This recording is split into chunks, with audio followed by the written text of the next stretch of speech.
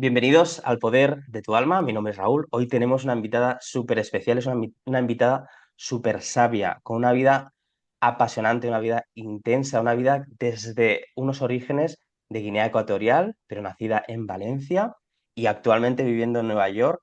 Es una mujer que ha liderado a otras mujeres, que ha tenido diferentes etapas en su vida de muchísimo éxito, donde ha tenido que lidiar también con su ego, con muchas cosas que nos va a estar explicando con sus orígenes y con sus antepasados africanos, que le hace sacar esa fuerza de la tierra que ya tiene. Y bueno, para mí es un placer presentar a Visila Bokoko. Visila, bienvenida al Poder de tu Alma. Estoy súper feliz. Primero porque ya con el nombre que tiene este podcast dije, ¿cómo no voy a estar en este podcast? Es lo máximo. Y luego, bueno, pues Raúl, es que me encanta lo que haces. He visto tus entrevistas y la verdad es que estoy feliz y me siento honrada de estar aquí contigo. Gracias. Visila, has hecho un montón de cosas. Voy a empezar casi por algo, no diré lo último, pero que es tu libro, un libro que has escrito, que Mm, se llama Todos tenemos una historia que contar. Y te voy a hacer esa pregunta, Priscila. ¿Todos tenemos una historia que contar? absolutamente. Yo creo que no hay ninguna historia que sea irrelevante, ¿no? A veces tenemos esa sensación de que somos los únicos que tienen quizás esas historias y que las historias puede que no sirvan a otras personas para inspirarlas, pero yo creo que cualquier historia inspira. ¿Quién nos ha subido a un tren, a un avión, a algún sitio y una pequeña historia de una persona le ha cambiado la vida, ¿no? O la palabra que tú le has dado a esa persona cuando te ha contado tu historia. Entonces, pienso que sí, que todos tenemos una historia que contar. A veces las historias se nos quedan aquí atragantadas, ¿no? Y no somos capaces de sacarlas, pero cuando uno desnuda su alma y cuenta su historia, también se está sanando. Entonces yo animo a las personas a que esas historias no se queden dentro, las historias están para sacarlas, ¿no? A mí, mi abuela siempre que me llamaba y quería verme, me decía, vienes a casa, vamos a sacar historias, ¿no? Entonces, por eso creo que las historias salen de uno y nos transforman.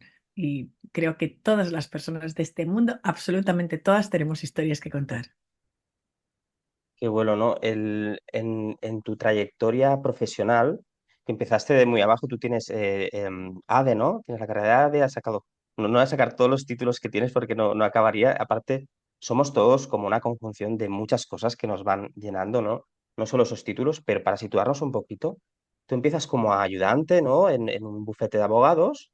Entonces, a partir de ahí empiezas a, de manera natural, entiendo, ¿no? Dentro de tu cultura, de cómo te habías formado, ¿no? Como esa mujer que habías tenido que superar desde niña, pues una serie de situaciones en España, ¿no? Que ahora si quieres comentamos un poquito.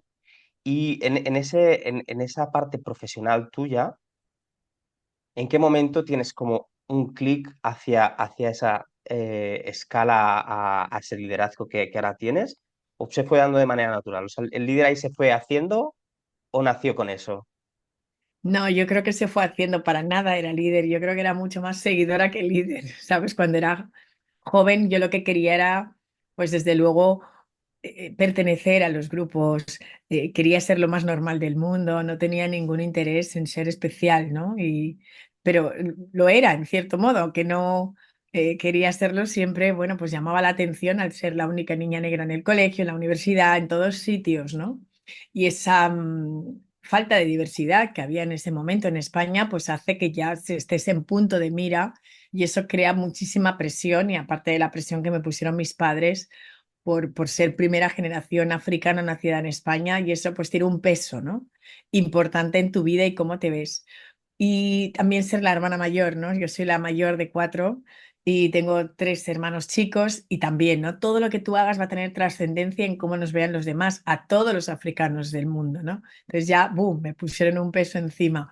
Luego, todo lo que tú hagas también tiene trascendencia en tus hermanos. Si tú fallas, tus hermanos fallarán. Entonces, ya pues te puedes imaginar que con ese background, ¿no? Con esos pesos, pues yo iba pues ahí arrastrando, digamos, esas sentencias que me habían puesto encima. Y cuando llego pues al despacho, pues bueno, yo me di cuenta pues que no me gusta nada el derecho. Había estudiado derecho, me encantó estudiar derecho, pero no me gustaba ser abogada. Y bueno, por otro lado, pues también había hecho la parte económicas y, y fui encontrando mi camino, tu camino te va encontrando, ¿no? Porque yo de repente en una clase de marketing internacional y derecho comercial dije, ostras, esto del comercio internacional pues quizás sí que tiene mucho que ver conmigo, porque era una persona inquieta, siempre me había encantado leer, viajar para mí era como lo máximo que quería hacer, entonces comercio internacional fue como una bombilla que se me encendió y este profesor que me cambió la vida en ese sentido porque nos habló de las becas que existían en el exterior, pues dije, pues voy a intentarlo, ¿no? Y aunque mucha gente me decía, pero Visila es súper difícil, pero si no hay negros ni en Mercadona y tú te crees que vas a encontrar una beca de esas o vas a trabajar en estos sitios tan maravillosos, pero creo que tuve un maestro que se llama Wayne Dyer, que creo que es un maestro para muchas de las personas que le hemos leído y cambió completamente mi perspectiva, o sea, de víctima, de, oh my God, no me van a coger en ningún sitio, a de repente decir, pues claro que lo puedo conseguir. Y ahí empieza yo creo que a construirse pues esta nueva Visila que dice, bueno, pues yo creo que sí que pertenezco, ¿no? Y si las puertas no se abren, las tengo que derrumbar y voy a pasar por ellas. Y ahí, bueno, pues yo creo que pues, recibo una gran noticia, que es que me den la beca del IBEX, del Instituto Valenciano de la Exportación. Me dejan en Valencia, yo me quedo muy triste porque yo lo que quería es que me mandaran al destino más exótico posible, pero bueno, no me mandan, pero fue mi suerte también porque me encuentro a la que fue mi jefa, que era su primer día de trabajo, y le explico que a mí mi sueño es vivir en Nueva York y que, bueno, que tenemos esa conversación de elevator pitch en el ascensor, por eso le digo a la gente, pide lo que quieras, si ves a la persona que te puede cambiar la vida, pídeselo, no te quedes ahí retraído, ¿ves? Y yo me la encontré en el ascensor a mi nueva jefa, que venía por primera vez a dirigir esta institución, una mujer, y le dije, bueno, yo quiero ser un día directora como tú, es que esto me encanta, ¿sabes? Me parecía lo máximo en aquella época. Estamos hablando del año 99, ¿no? El tener una mujer, pues dirigir una institución, pues no es como ahora, ¿no? Y yo pues tenía esa admiración por esto y dije, wow, ¿cómo lo ha conseguido? Yo quiero ser igual. Y luego le pedí pues que me mandaran a Nueva York, no fue tan sencillo, fue un proceso, pero acabé en la ciudad de mis sueños, ¿no? Y creo que ahí pues cuando te empiezas a darte cuenta de que si tú cambias tu manera de pensar, empiezan a pasar cosas importantes y tú consideras que puedes ir cambiando también tu identidad para convertirte en la persona que tú quieres ser, pues ahí es donde empieza el liderazgo. Empieza por uno mismo, ¿no? Primero lidérate a ti mismo y luego, bueno, pues esto tiene un efecto el dominó en las personas que están a tu alrededor. Y si la, ahí tú traerías un poquito esa visión de liderazgo, lo que sería como tener como una manera tuya de ya tener una visión de propósito. El propósito entiendo que podemos ir cambiándolo, ¿no? En la vida, no como un propósito fijo, ¿eh? Pero ha sido una mujer siempre de ese propósito, de tener un propósito. Yo creo que lo que sí que tenía muy claro es cómo quería vivir. No sabía el cómo, pero sí que sabía cómo quería vivir, ¿no? Esto, desde pequeña, pues yo me acuerdo que siempre me imaginaba viajando, esto es parte de mi vida, en grandes foros, con personas, siempre me ha interesado mucho la gente, ¿no? Y qué sienten y cómo viven. Y yo creo que no sabía cómo hacerlo, pero sí que sabía que quería vivir de esa manera. Sabía que quería tener una familia, pero que quería tener un puesto importante y al mismo tiempo vivir bien. Entonces, eso sí que lo tenía muy claro, ¿no? Cómo quería vivir, pero lo que no sabía es cómo iba a conseguir vivir así. Y entonces, yo creo a la gente le digo, mira, lo primero que tienes que tener claro es tu estilo de vida, cómo quieres servir al mundo, cómo quieres contribuir y luego ya la vida te va buscando cómo hacerlo. Y mi propósito ha ido cambiando, ¿no? Primero empezó con el comercio exterior, luego ha cambiado pues apoyando a empresas a ser su extensión de sus departamentos de comercio exterior y apoyándoles a su expansión internacional. Luego lo he hecho con personas, he incluido pues diferentes perfiles, ¿no? Porque estaba muy dentro del perfil empresarial y de repente pues un perfil mucho más artístico, cultural. O sea, esto ha ido cambiando, ¿no? A medida que yo también he ido evolucionando. Qué bueno. O sea, tú has ido transformando tu propósito, ¿no? Lo que tú querías en la vida, a medida que también te has ido experimentando en esas situaciones, ¿no? Y has ido dibujando. ¿Has tenido muchos altibajos? ¿Has tenido momentos más fáciles, más difíciles?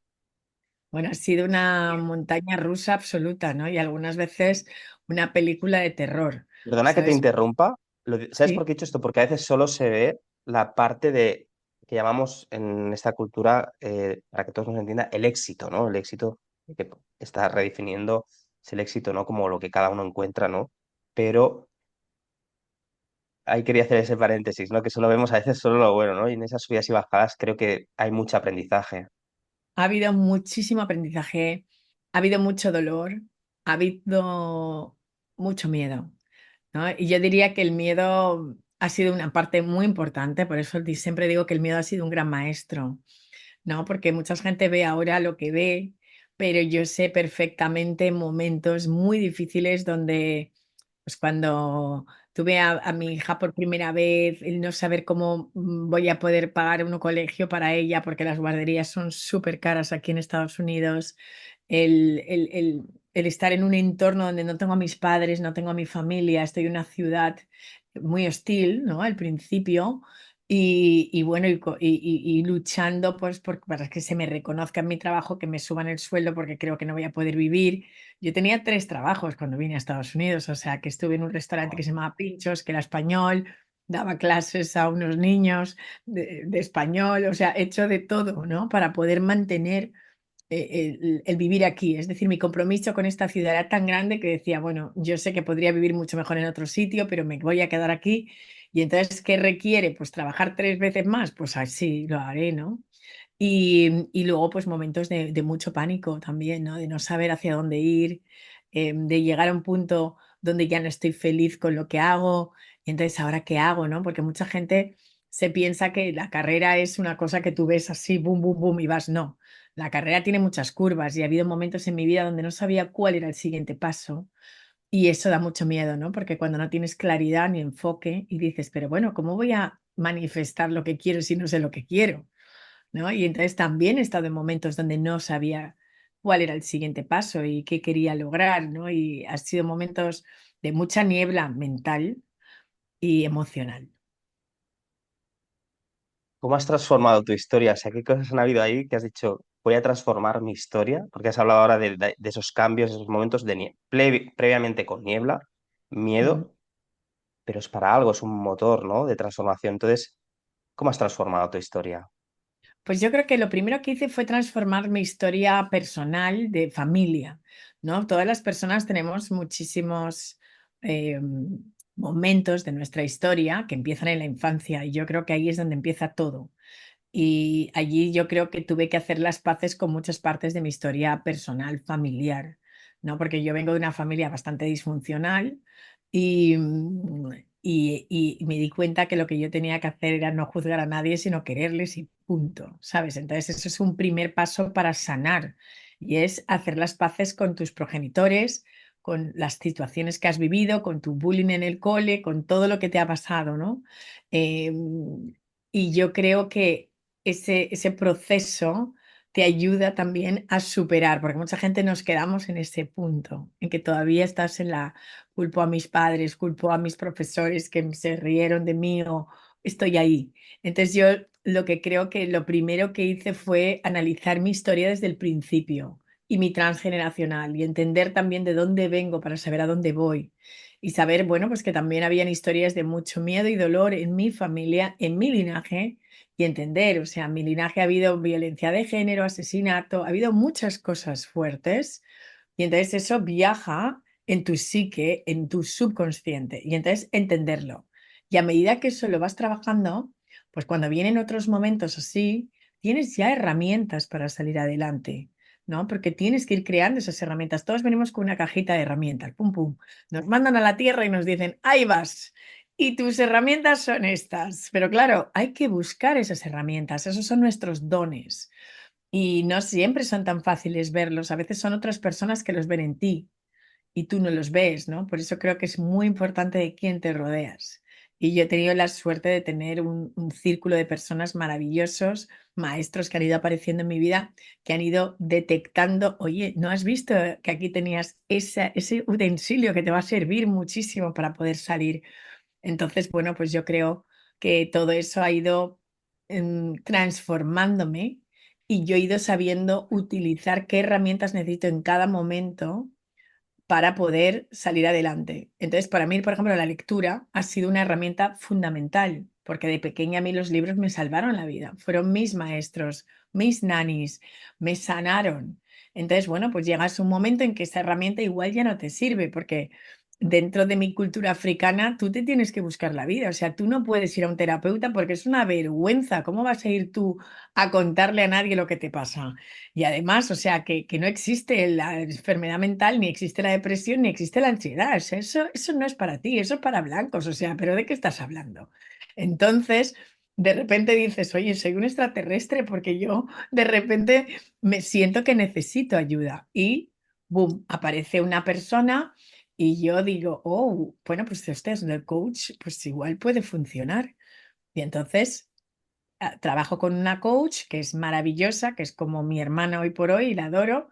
Y entonces empiezo a ver creencias limitantes, empiezo a ver también algunos traumas y heridas del niño interior y empiezo, wow, esto es un mundo increíble, ¿no? Y entonces también te empiezas a conectar también con la espiritualidad, porque yo es que siempre he sido espiritual, porque yo recuerdo un incidente de tener 14 años y estar en la Catedral de Valencia confesándome y el cura decirme, tú tienes que tener mucho dolor para que estés aquí, porque te veo todos los días. ¿Qué haces aquí todos los días?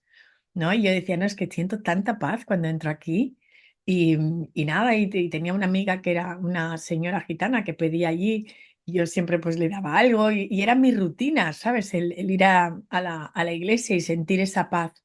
Y luego, bueno, pues seguir evolucionando y sin dogmas, entender que Dios está de muchas maneras, ¿no? Pero creo que eso a mí ha sido una de las grandes herramientas también, y es que siempre he tenido mucha fe y he creído en algo más grande que yo, y cuando yo no he podido más, he dado el peso de la situación, se lo he entregado a eso que es más grande que yo le llamo Dios, ¿no? No puedo dejar de hablar de tu parte también de speaker internacional, ¿no? Y sé que es una cosa que te da mucho miedo hablar en Mm. público.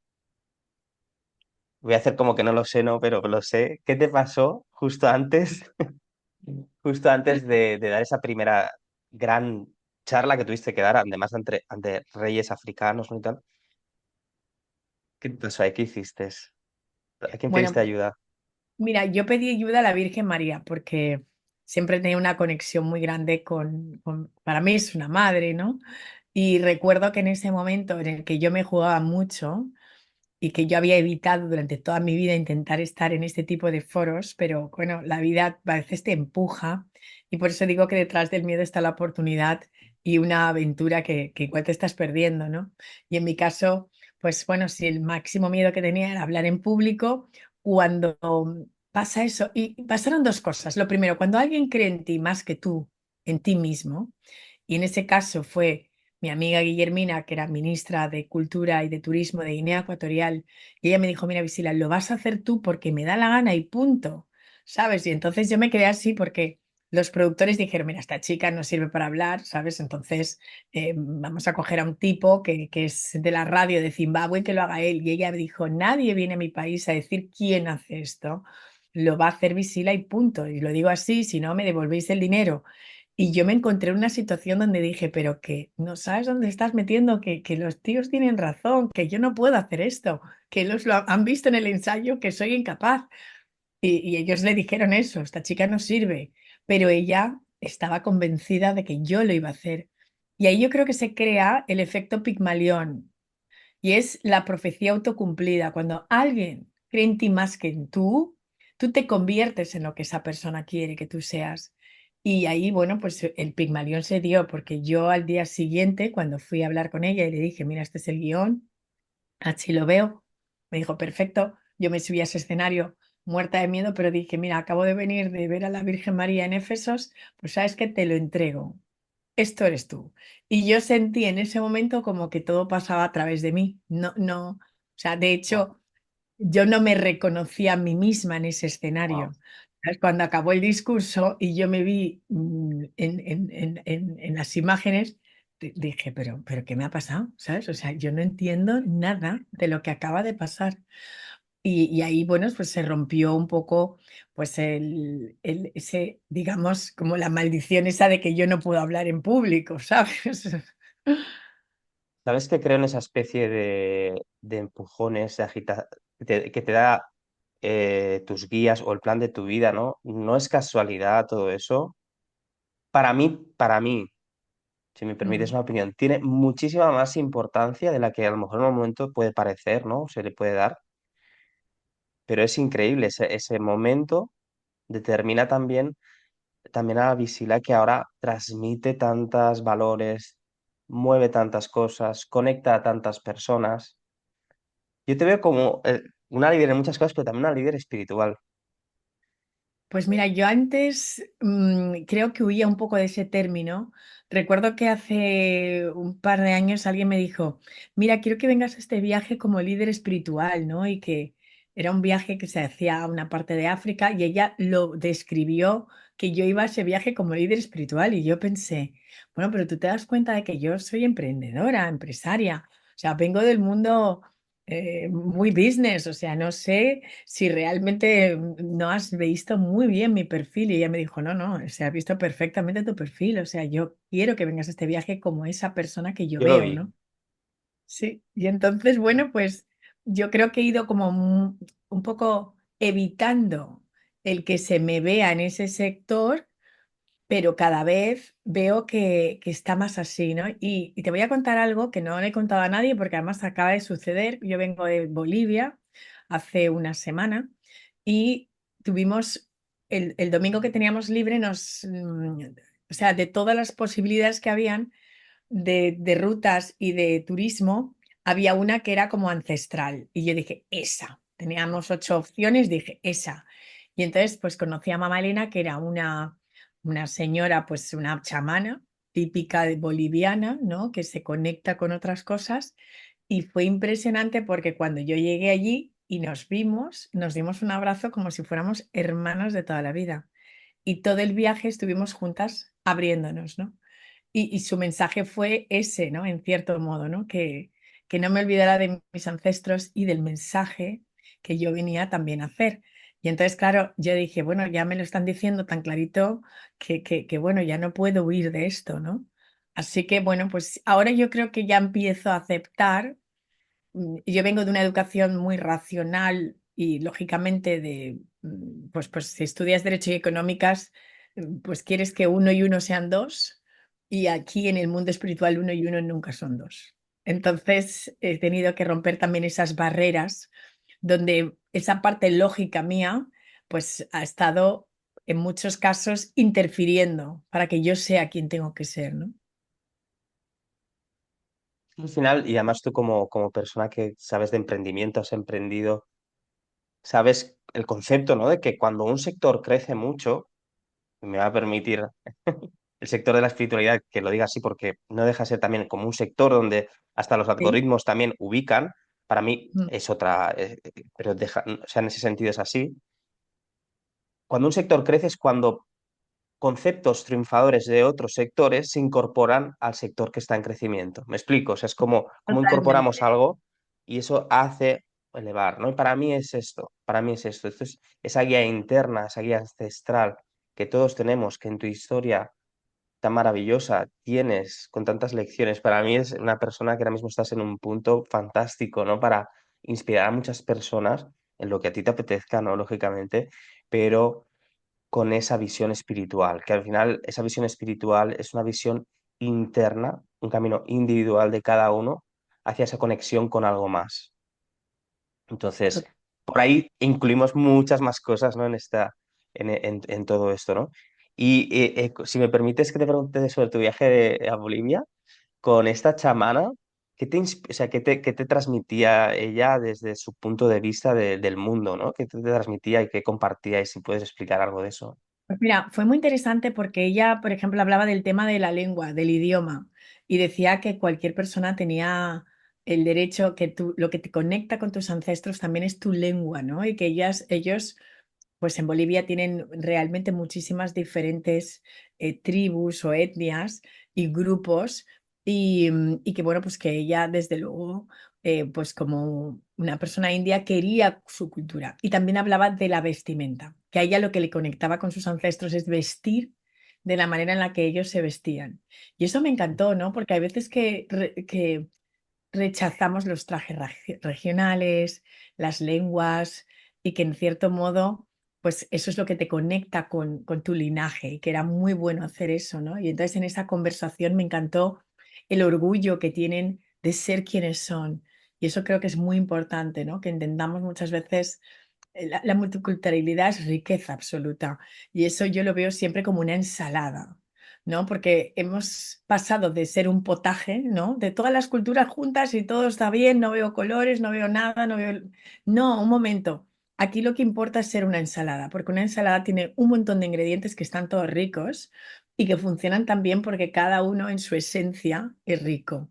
Y eso es lo que yo creo que entendí de la riqueza de las culturas, ¿no? Y que ese mestizaje es buenísimo, pero al mismo tiempo el no dejar de perder la esencia de lo que eres, ¿no?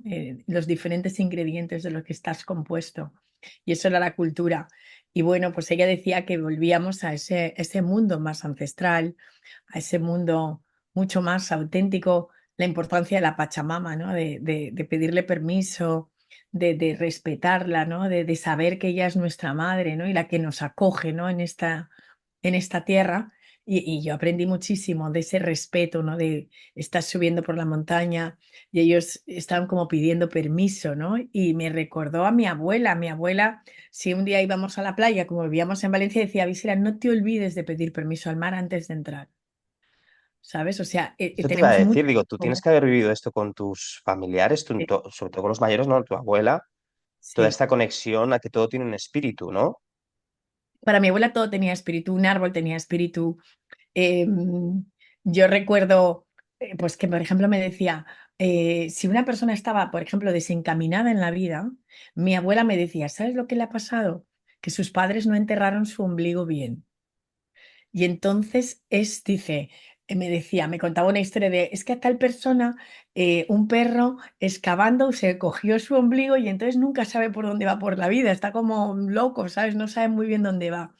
Y luego cuando he estado analizando, claro, este cordón umbilical que es además energético, si tú no sabes plantar tu raíz, estás como desbocado, sin saber muy bien a dónde vas, ¿no? Ella me lo explicaba desde ese punto como algo muy físico, ¿no? Esto ha pasado, pero yo luego con los años lo he interpretado de la importancia de tener ese cordón umbilical en el sitio, en la raíz, ¿no? Y eso, bueno, pues mi abuela, por ejemplo, con solamente habiendo estudiado hasta los 9 años, pues tenía esa sabiduría interna muy elevada, ¿no? Y sus conversaciones y a través de las historias, yo hoy voy desgranando conocimiento que ella me ha ido transfiriendo, que yo de niña pues no sabía muy bien cómo integrarlo y pensaba, pero mi abuela está como una cabra, que mística, me cuenta unas historias impresionantes, ¿no? Y además algunas cosas mitológicas, o sea, porque nuestra cultura está muy mezclada con esa mitología. Y bueno, pues yo creo que todo eso, al haberlo vuelto a recordar, me he dado cuenta de que ya ahí tenía muchas lecciones muy sabias para mí, ¿no? Claro, es como esa reconexión con con cosas que se han de hace miles y miles, desde que el hombre es hombre, ¿no? De que el ser humano es ser humano, que la modernidad de alguna manera, ¿no? Ha hecho como menospreciarlo y en realidad somos lo que somos y en conectar con esa esencia es una parte Claro. esencial para reinvertirnos como, ¿sabes? Como seres más espirituales, con seres que conectamos unidos, ¿no? Los unos con los otros. ¿Qué importancia tiene en la humanidad ahora mismo, Visila, en tu visión, que nos veamos como un solo planeta? Que si nos vieran Ya. extraterrestres, verían tipos con un palo y un trapo con colores pegándose los unos con otros y unos con un trapo de un color, la bandera, ¿no? Y otros de otra. Y desde fuera dirán, pero no entienden nada, ¿no? O sea, qué importante es esa conexión, ¿no? Con nuestra esencia. Yo creo que somos una gran familia. Y lo que pasa es que somos una familia disfuncional también, ¿no? Lo que está pasando a nivel familiar, que a veces no entendemos, ¿no? A mí cuando alguien me dice, O es que hay gente que me dice, yo te veo a ti más que a mis hermanos y vivimos en el mismo barrio. Y yo que voy a Valencia 2, 3 veces al año, pues me parece triste que una persona que tiene a su hermano que vive en otras calles no se vean, ¿no? Y eso en África es imposible. En África todo el mundo está conjuntamente, la familia.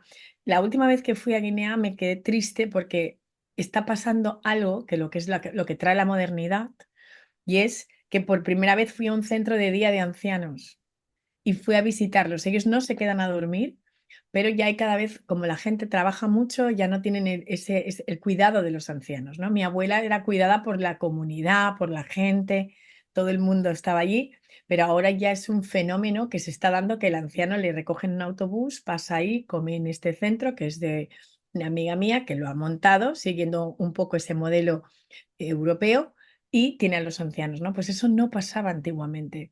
Y entonces nos estamos como haciendo más disfuncionales cada vez y estamos perdiendo la esencia. Entonces yo creo que si un extraterrestre nos estuviera viendo diría, esta familia están todos locos, ¿no?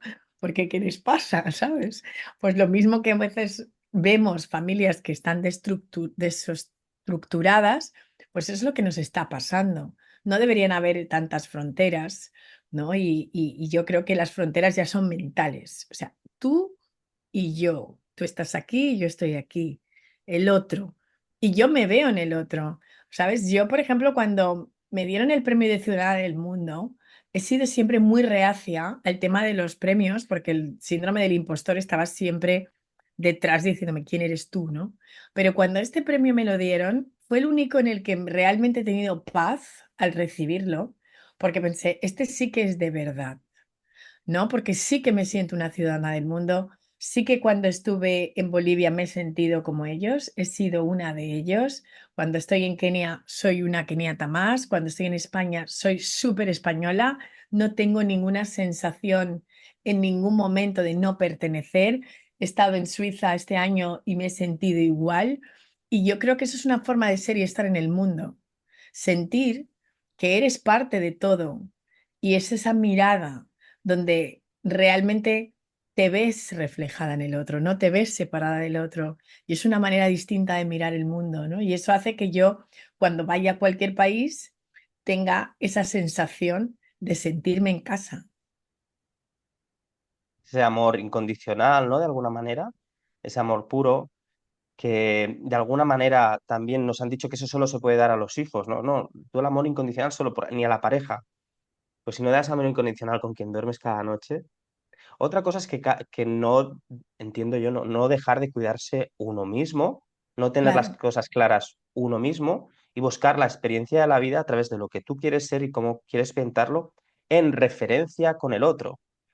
claro. Entonces, en ese autoconocimiento, y si la vas a abrir un poquito, la parte de autoconocimiento, de crecimiento personal, espiritual, todos estos conceptos de perdón, aceptación, gratitud, me gustaría que escogieras tú un poco si quieres pronunciarte, si tienes algún mensaje relacionado con ese autoconocimiento y crecimiento personal.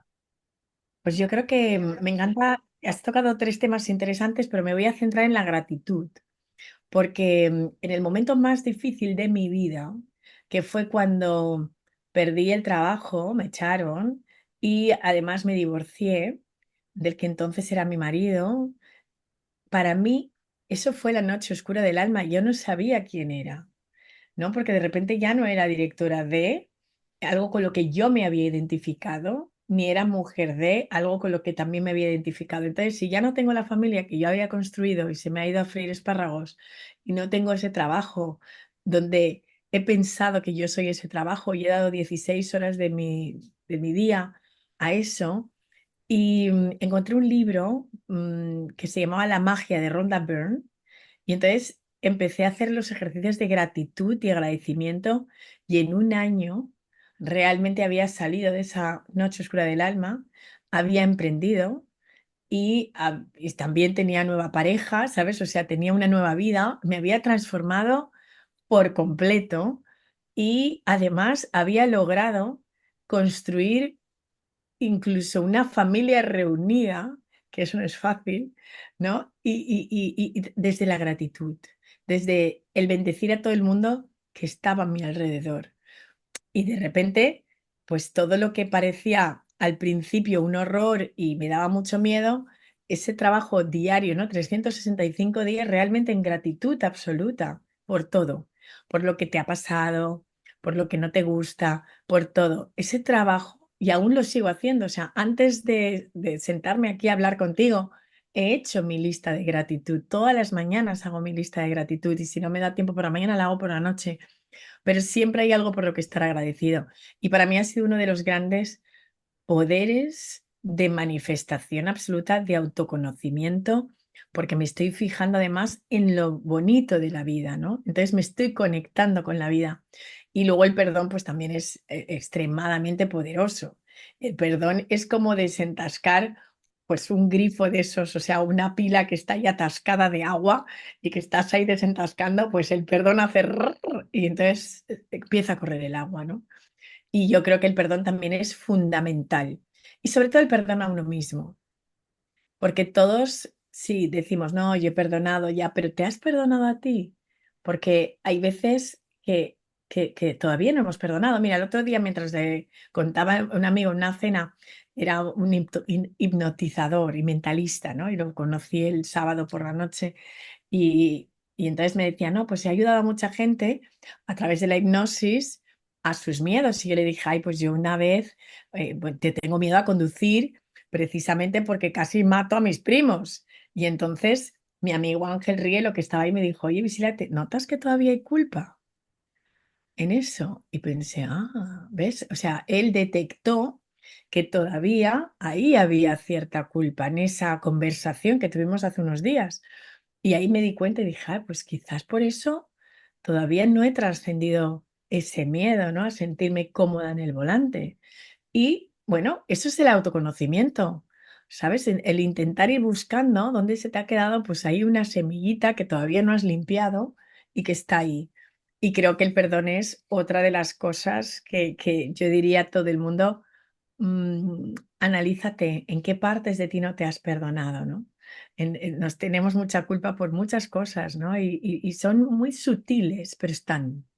Es ese diálogo interno que Mm. todos tenemos hasta cuando vas caminando para ir a la compra o cualquier cosa, que ese diálogo interno de lo que sea, párate, ¿no? Como, espera, párate, ¿qué estás diciendo? La culpa es un tema que o sea, es cultural, que hemos heredado de cómo se han enfocado muchas cosas. Podemos verlo incluso cómo se inculcó, ¿no? Desde algunas religiones para controlar más a poblaciones en determinados momentos, etcétera, etcétera. Pero la culpa no tiene, ¿no? No tiene utilidad, ¿no? Realmente si nos viésemos como ese niño pequeño que empieza a caminar y simplemente se cae y se vuelve a levantar, ¿no? Sería maravilloso, ¿no crees? Yo creo que es una emoción muy tóxica.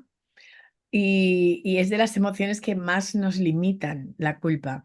Y además está muy centrada en el victimismo y como muy bien dices, viene de esa cultura más judeocristiana que nosotros que vivimos, hemos crecido en España, pues somos muy conscientes, ¿no? De la culpa, ¿no? Tú ya has nacido con culpa. O sea, ya tienes como hay un sello que tienes, ¿sabes? El pecado original, ¿no? Ya has nacido pecando. Entonces, A creo confesarte. que...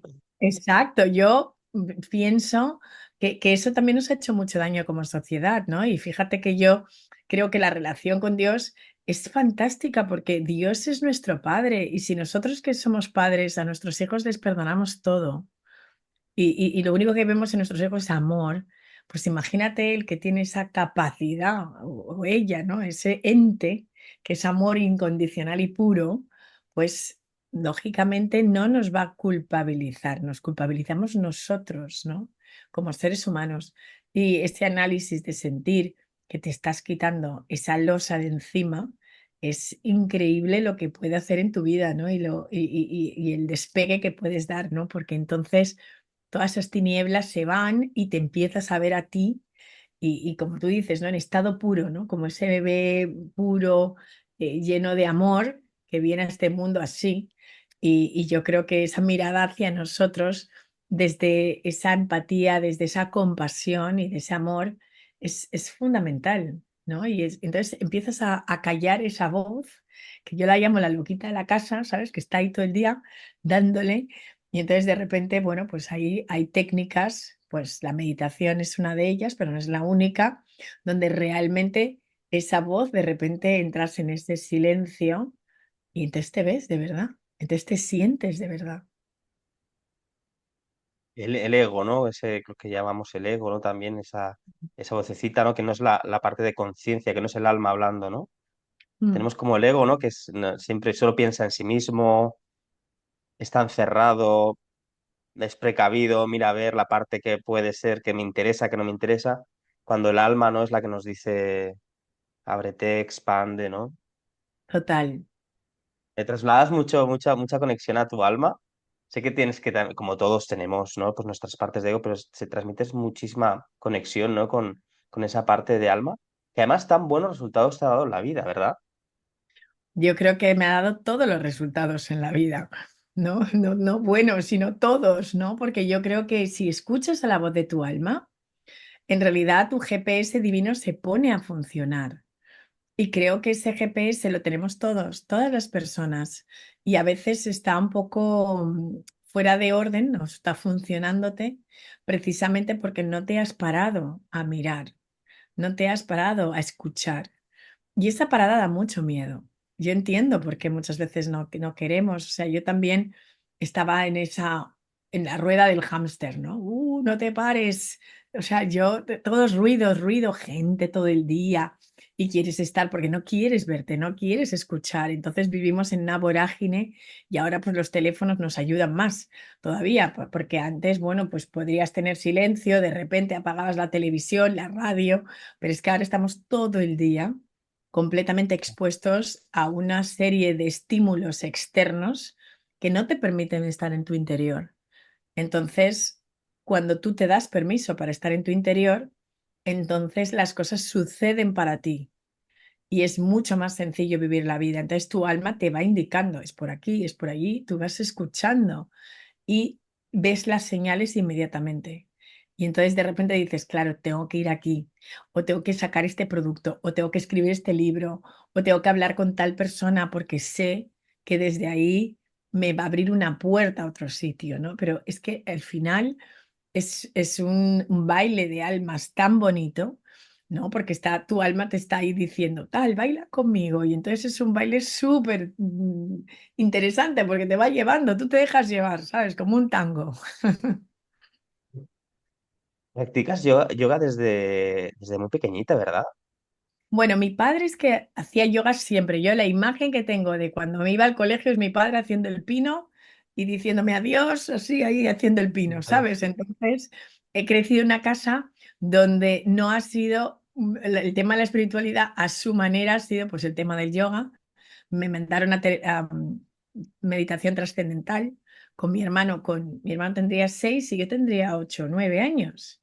Entonces, no ha sido normal nuestro proceso, ¿no? Porque teníamos que meditar 2 veces al día obligatoriamente o tres, y Tengo que hacer cosa que las no paces con eso, un poquito, con esa hice las parte. paces Te has más dicho tarde, ¿no? obligatorio, digo, suena como No, era obligatorio y me tocaba mucho las narices, ¿sabes? Porque además era siempre antes de las comidas y yo lo que quería era comer.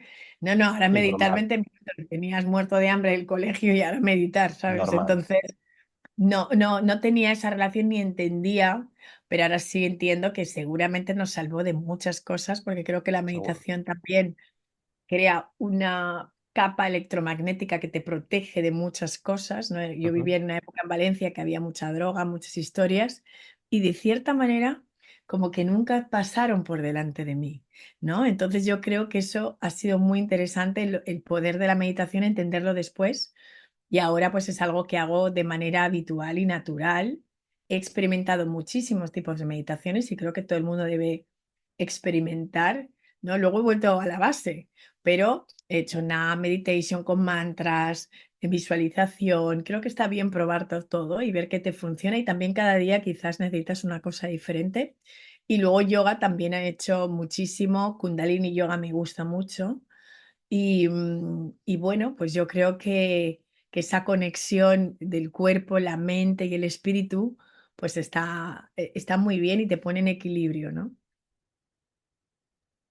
Al final no, son esas prácticas diarias, ¿no? Donde aterrizamos como océano para para volver a nuestro centro, ¿verdad? Te he escuchado muchas veces decir a ti, ¿no? De volver al centro. Sí, sí, sí, Eh, totalmente. Porque y nos si- salimos del centro, ¿no? Entonces somos como una peonza, hay que volver. desde un punto de vista energético, ¿no? Se habla de los tres cuerpos, ¿no? También de equilibrarlo, ¿no? Tu cuerpo físico, el emocional, ¿no? Y el espiritual, ¿no? De los chakras, todo al final dicho de diferentes maneras, ¿no? Hay muchos mensajes, mucho conocimiento que hoy en día está ahí disponible para nosotros para compartir, Mm. que aún hay escepticismo. Tú sabes, aquí en España, culturalmente, hablar de Dios, bueno, yo cuando empecé a hablar de Dios, mamá, hermanos, perdonadme por lo que voy a decir, pero me preguntaron si estaba en una secta.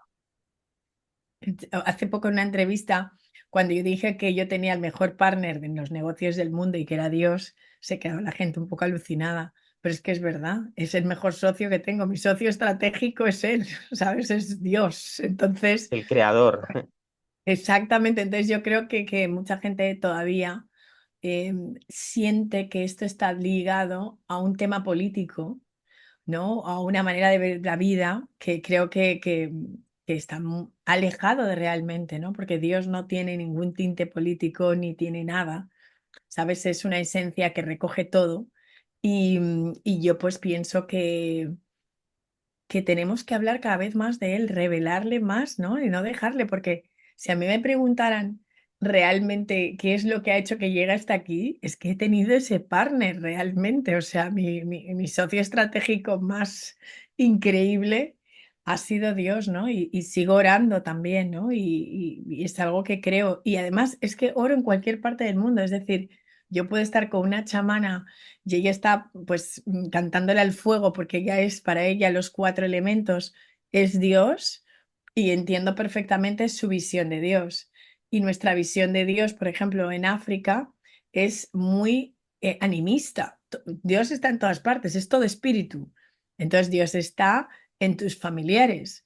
Es decir, tú le pides a tus familiares que ya están al otro lado que te abran los caminos. Y lo vemos así, como una extensión de Dios. Ellos son ese canal para hablar con Dios, ¿no? Porque ellos ya están más cerca de Él.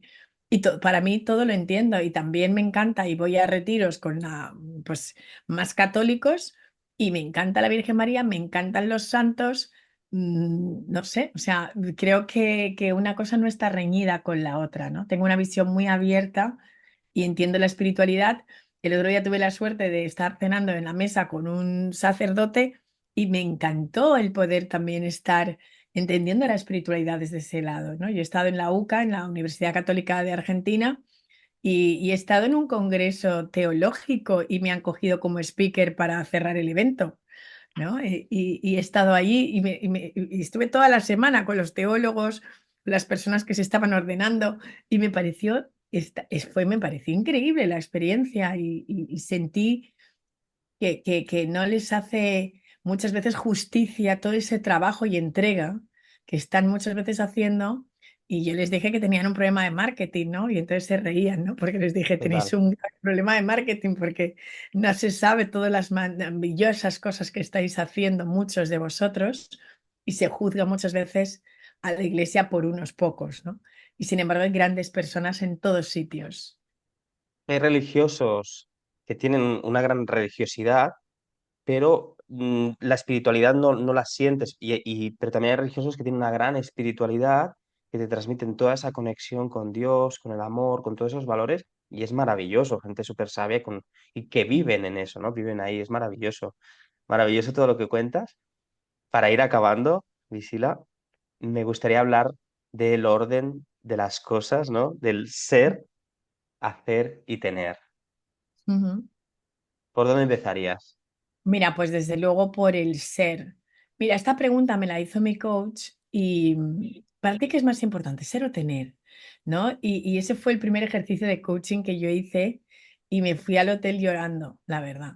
Porque menos mal que ella, que era muy sabia, me dijo, mira, vas a tener tu primera sesión de coach. Yo sé que eres una persona muy social, no quedes con nadie después porque te va a tocar, ¿no? Y me tocó mucho porque cuando te haces esa pregunta me di cuenta de que estaba muy todavía en el tener y en el hacer y que me había olvidado del ser, absolutamente, ¿no? Y cómo a veces la ambición y la propia vida nos lleva a estar buscando siempre el tener y el hacer.